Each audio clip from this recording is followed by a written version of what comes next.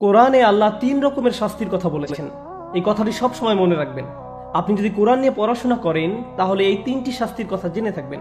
প্রথম শাস্তিটি হলো একটি জাতিকে শাস্তিস্বরূপ ধ্বংস বা বিলুপ্ত করে দেয়া। আল্লাহ কোরআনে বলছেন, হে মানবজাতি, তোমরা যদি তোমাদের নবীর কথা না শোনো তাহলে তোমরা ধ্বংসে উপনীত হবে।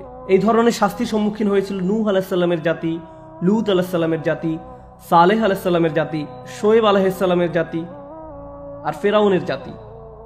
এদের সবাইকে প্রথমে হুমকি দেওয়া হয়েছিল এই বলে যে তোমরা কথা না শুনলে তোমাদেরকে ধ্বংস করে দেয়া হবে।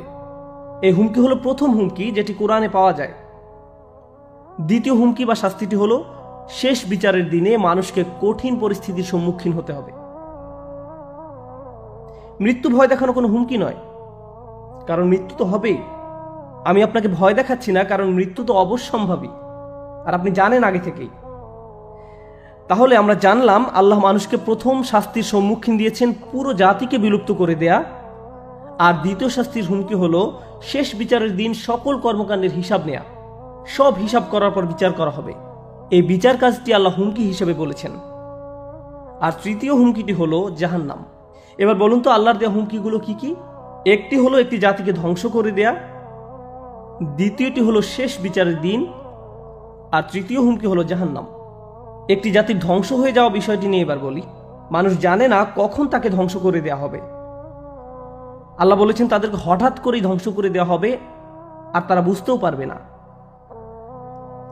আল্লাহ পরম করুণাময় আর ক্ষমাশীল বলেই আমাদের শেষ নবী হযরত মুহাম্মদ সাল্লাল্লাহু আলাইহি সাল্লামের সময় থেকেই ধ্বংস করে দেওয়ার শাস্তির বিধান বন্ধ করে দিয়েছেন। সেই শাস্তির দরজা চিরদিনের জন্য বন্ধ।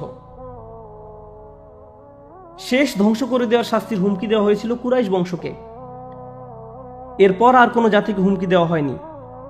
অনেক সময় আমরা কোনো দেশে বন্যা হতে দেখলে বলে ফেলি সেই দেশে আল্লাহর গজব পড়েছে।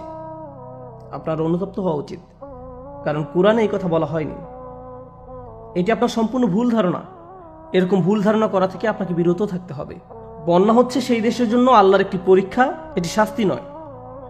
আমাদের কখনোই বলা উচিত নয় এটি আযাব বা শাস্তি। এই পর্যন্ত আমরা জানতে পারলাম আল্লাহ 3টি শাস্তির কথা বলেছেন।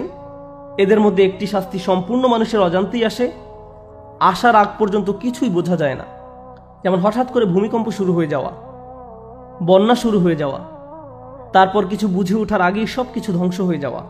আল্লাহ বলছেন কাল্লা সায়ালামুন সুম্মা কাল্লা সায়ালামুন।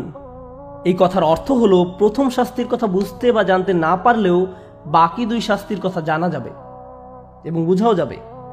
প্রথম শাস্তি বোঝা যায় না, কারণ মানুষ জানবে না কখন সে ধ্বংস হয়ে যাবে। আর দ্বিতীয় শাস্তি হলো শেষ বিচারের দিন। মানুষ সেদিন প্রচন্ড আতঙ্কগ্রস্ত থাকবে। তখন তারা বলবে, হায় আল্লাহ। কোরআনে আল্লাহ বলছেন তারা তাদের সকল কর্মকাণ্ড তাদের চোখের সামনে দেখতে পারবে। তারা জানবে তাদের ভুলগুলো। তারা জানবে তাদের ভুলের জন্য কত বড় শাস্তি অপেক্ষা করছে। জাহান্নাম দেখার পর তারা তখনও একটা জিনিস দেখেনি, তা হলো জেলখানা, যেটি তাদের জন্য অপেক্ষা করছে। তারা যখন জেলখানা দেখবে তখনই বুঝতে পারবে কি পরিমাণ দোষ করেছে আর সেটার পরিণাম কি ভয়াবহ। আল্লাহ দোষী ব্যক্তিদের 2 ভাবে তাদের দোষের পরিমাণ বুঝাবেন। প্রথম ধাপ বুঝাবেন শেষ বিচারের দিনে, আর দ্বিতীয় ধাপ বুঝাবেন জাহান্নাম দেখানোর পর। আল্লাহ বলেছেন তারা জানবে, তাহলে শেষ বিচারের দিন। আয়াতটিতে সুম্মা এর অর্থ আরও নয়, লম্বা সময়। এই শব্দ দিয়ে আল্লাহ দোষীদেরকে অনেক সময় নিয়ে অপেক্ষা করার কথা বলেছেন। আল্লাহ আরও বলেছেন তোমাদের কথার সুর করুণার সুরে পরিণত হবে শেষ বিচারের দিনে। অপেক্ষা করো সেটি দেখার পর। কি দেখার কথা বলেছেন আল্লাহ জানেন? জাহান্নাম। আপনি এই সূরাটি আরও পড়তে থাকলে বুঝবেন। আল্লাহ প্রথমে শেষ বিচারের দিনের কথা বিস্তারিতভাবে বলেছেন, তারপর বলেছেন জাহান্নামের আগুনের কথা। আল্লাহ অত্যন্ত সহজ সাবলীলভাবে সূরার মাধ্যমে কথাগুলো বলেছেন। কাল্লা সায়ালামুন সুম্মা কাল্লা সায়ালামুন।